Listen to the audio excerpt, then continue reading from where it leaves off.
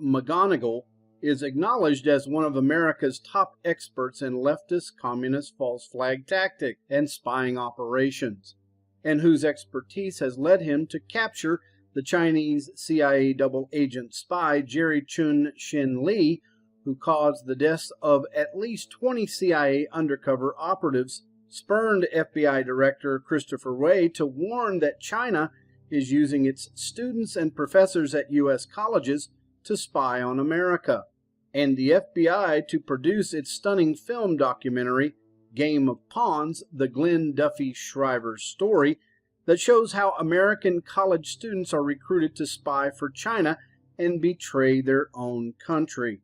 With the false flag narrative in full swing and attacks being a favorite target for distraction, tactics long used by radical communist socialists to achieve political goals, the FBI, as well as other state intelligence agencies, have long documented their use by former Venezuelan spy General Torres, as he aided the late President Hugo Chávez's ascent to power, but whose leadership of the Bolivarian National Intelligence Service came to a crushing halt this past March after President Maduro ordered his arrest, and was due to General Torres's treatment of believed to be Maine CIA Station Chief Joshua Halt, whom Maduro had no choice to release unless he wanted President Trump to invade Venezuela and do it by force.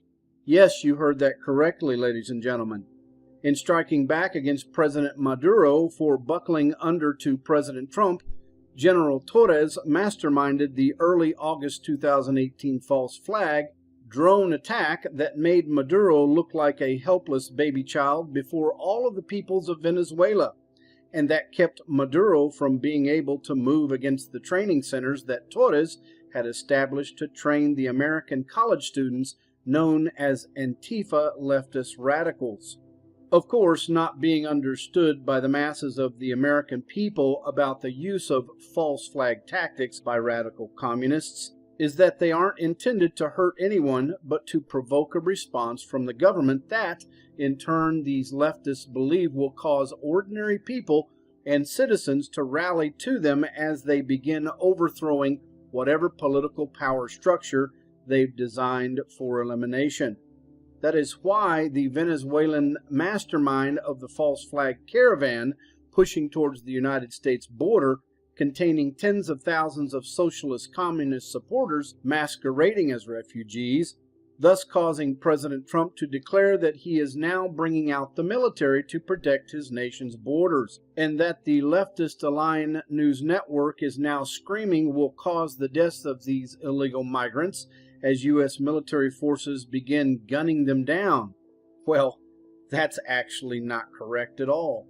Like this false flag, illegal migrants and caravans making its way towards the U.S. southern border too continues explaining that the leftist bomb hoax currently unfolding in America is a long-used communist tactic of distraction. And one thing to note, folks, there are no stamps on the actual stamps of the pictures of these so-called packages. Therefore, they were never mailed. Show us one that has a stamp on the stamps saying that they were actually delivered by the U.S. Postal Service. Currently, President Trump's loyal media forces are exposing the truth that these hoaxes could have never been detonated, as well as other experts noting it would take not just an idiot, but an idiot of monumental proportions to think that he could literally mail a pipe in an envelope to Obama without the package being intercepted along the way, especially by Secret Service. Not only that, but the bombs were specifically sent to Democrats only, who, aside from Waters, are no longer in the government. They have no actual political power. Interesting. As in all false flags, events of this kind staged by leftists, the deep state-aligned mainstream propaganda media in the United States immediately began blaming President Trump and his supporters for this so-called hoax by flooding social media with the hashtag MAGA meme, and who were quickly joined by Hollywood elitists likewise blaming President Trump and his supporters for this hoax as well. That caused President Trump to plead with these media leftists to stop their hostility before someone gets hurt. You see, ladies and gentlemen, unfortunately, there's a lot of people that will see one thing very quickly, even though eventually they will redact their story, just like the mainstream media does, but they'll do it maybe 2 or 3 days later. But by that time, people have already seen the actual first story, and they believe every bit of it. President Trump asked the Americans to come together and send one very clear, strong, unmistakable message that acts or threats of political violence of any kind have no place in the United States, yet you choose to attack and divide anyway, correct? Important to understand as to why the leftist media rebuffed President Trump in his plea of peace is the long-known fact that communists never accommodate those they perceive are standing in their way of power. They totally and ruthlessly destroy them, such as NBC television's host Megyn Kelly, who questioned why white children trick-or-treating on Halloween couldn't wear blackface makeup portraying famous African-American heroes. When then descended upon leftist mobs demanding her apology, gave the leftist mobs the tearful apology they demanded, but that wasn't accepted. And this saw Hollywood elitists canceling her appearance on a popular television program, her Hollywood talent agency firing her as a client, and then NBC throwing her off the air completely, all of which occurred in less than 48 hours. Hopefully, if the masses of American citizens that may be ignorant about communists will awaken to the full horror of what their leftist media and Democratic Party are doing to them with these false flag hoaxes and migrant caravan attacks, this remains to be seen. But that cannot be said about America's corporate banking and financial elites, who know full well the danger their nation is facing as they watch the homeless crisis exploding in the Democratic strongholds occupying both the east and west coasts of the United States, neither of which any American company will dare enter into, as they know they'd be quickly taxed and regulated into extinction, and who, at the moment notices, can be quickly assembled into leftist mobs and unleash upon the rest of the U.S. to destroy and plunder it at will. I think as American citizens, we're going to stand up for ourselves a lot more, and the United Nations is one of the biggest issues for me in having any type of say-so in what President Trump does or puts into law into this country. You know, his executive orders and whatnot, what his decisions are. They should have no bearing on those type of things. Mickey Robinson says that the U.S. gives billions of dollars to all the countries.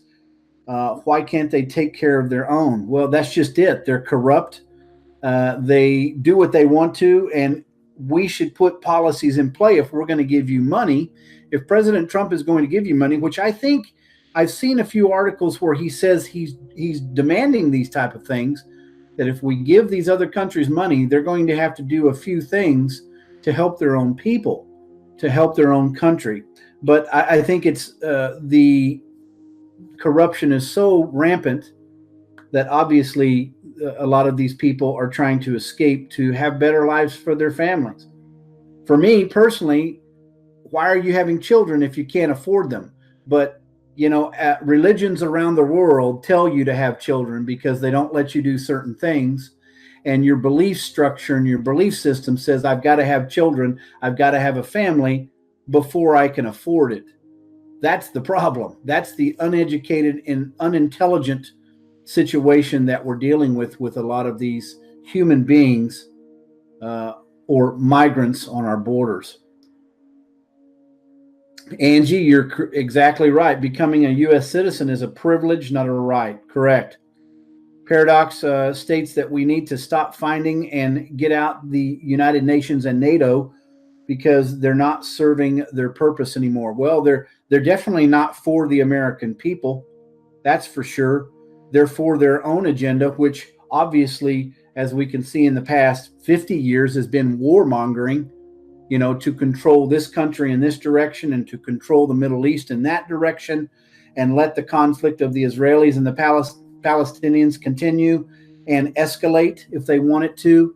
I mean, come on, it's crazy, but they're probably a part of the major problem in the first place, and President Trump knows that. So at this point, there's not too much more on the conflict on the border at this point that I can find that I believe 100%, or at least close to. But there were agents that were struck and injured in that conflict on the border. So, as I said yesterday, it's not like we're just going to let them do what they do and not defend ourselves, right? Robin L., thanks for coming to the chat. You agree, no NATO or United Nations, of course. Angie says that President Trump has been talking about all of this almost every single time he speaks. He gives us a little bit more of information. And remember, when he met the United Nations, he told them we're out. I think it was out financially, at least what the amount of financial assistance. What is it the United States gives? What was it, 75 or 80% of the United Nations funding? So definitely, hopefully he takes it down. Now, knowing President Trump and for as long as we've known him in office, he's not going to tell you everything. You've got to keep some things secret, like he said before. You don't want to tell your enemy what you're going to do or how you're going to do it. So, but he has made a stand for the American people, and I appreciate him for that. So it's definitely going to change for everyone, including those who are trying to invade our country. And just a little bit of news from the Pelosi political power issue. And, when Nancy Pelosi goes on every day on C-SPAN, she's getting free publicity, ladies and gentlemen, for the Democratic Party, because that's who she represents. And when they consistently downplay President Trump, oh, he's doing this and oh, he's doing that, and it's so horrible. Again, we should do our best to shun that kind of stuff, because she's just getting free publicity. That's all it's ever been. That's why she goes out every day, because she's a basic spokesman right now, and she thinks she's in power, but obviously they're wanting her to leave, or at least some of those. But despite the drama, Democrats will likely vote to tap Pelosi again as their choice for speaker. It makes no sense to me. It's just nothing but nonsense whenever you leave someone in for that long who has done basically nothing but tearing this country apart. Obamacare, and now it's some type of health coverage care, or whatever they want to call it. Come on, ladies and gentlemen. It's time to refresh, to get fresh faces in there, and people who aren't so intoxicated at some point. If you've seen some of her videos, as of now, is challenging Pelosi for the slot. Is it worth it? And some Democrats who have vowed to oppose her have since softened their position, because they're being threatened by their own party to say, shut up and let us do our job, or whatever their agenda obviously is, which is obviously attacking President Trump. So any more thoughts on that, ladies and gentlemen? I don't want to keep you here too long. I just wanted to bring you up to date on a couple of things that I saw today that I thought were worth anything. Paradox says the Socialist Workers' Party, or communists, have taken over the Democratic Party. Well, of course, they've been infiltrated for decades, probably before John F. Kennedy, of course. And it's funny how the shift continues from state to state, in governors, in red states turning to blue states, and vice versa. President Trump showed us that in the election in 2016, that a state like Michigan could vote him into the presidency. So, you know, it is a scary time. And yes, President Trump is scary smart. He's not a billionaire for no reason. So definitely I agree with that. Rook Zig, I hope I'm pronouncing that right, Rook. Will House sit free D.C. area A.O. Cortez? Isn't she a darling? She doesn't seem to like she knows very much, but they elected her into the House anyway. She's getting her paycheck every month eventually once January 2019 starts. And it's more than most of us, ladies and gentlemen, get paid a year, obviously. And she knows pretty much nothing, but she's a figurehead for the new blood, if you will. And yes, Angie, bless her heart, of course, even though she knows practically nothing. And she still got elected. This is how smart some of those voters are in New York, aren't they? They're just extremely witty and extremely intelligent, aren't they?